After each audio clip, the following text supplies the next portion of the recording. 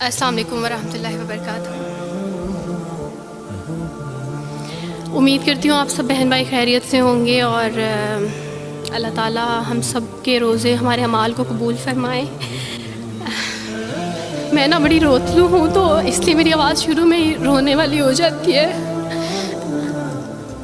हाँ, मैं वही इंसान हूँ जो वारिस मामू के लिए बद्दुआएं करती थी, लेकिन मैं अभी पीछे एक बच्ची को बता रही थी कि वारिस मामू अपनी झोली उठा के रातों को दुआएं करते होते थे कि चांद इस्लाम कबूल कर ले। तो दुआएं कभी रद्द नहीं जाती, वो दुआएं जो अल्लाह से मांगी जाती हैं वो दुआएं कभी रद्द नहीं जाती। मैंने अपनी 25 साल ज़िंदगी जो थी वो क्रिश्चियनिटी में अच्छी खासी प्रीचिंग में गुजारी। मैं चर्च में प्रीच करती थी, कलाम पेश करती थी।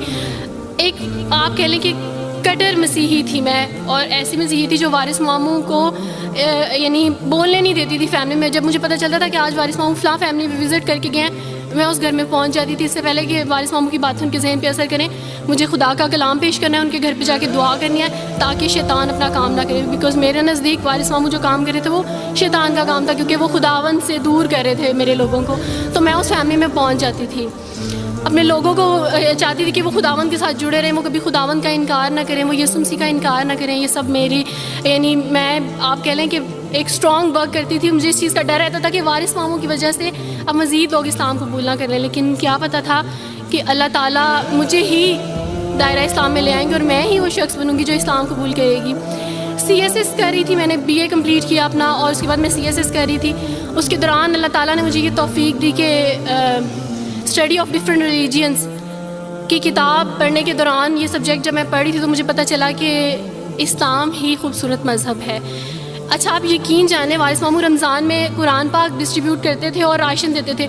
तो मेरे भाई के एक जहाँ ड्यूटी करते हैं वहाँ एक अंकल थे, गार्ड थे, उनके लिए कुरान पाक लेके इनसे रखा हुआ था और राशन भी लेके रखा हुआ था।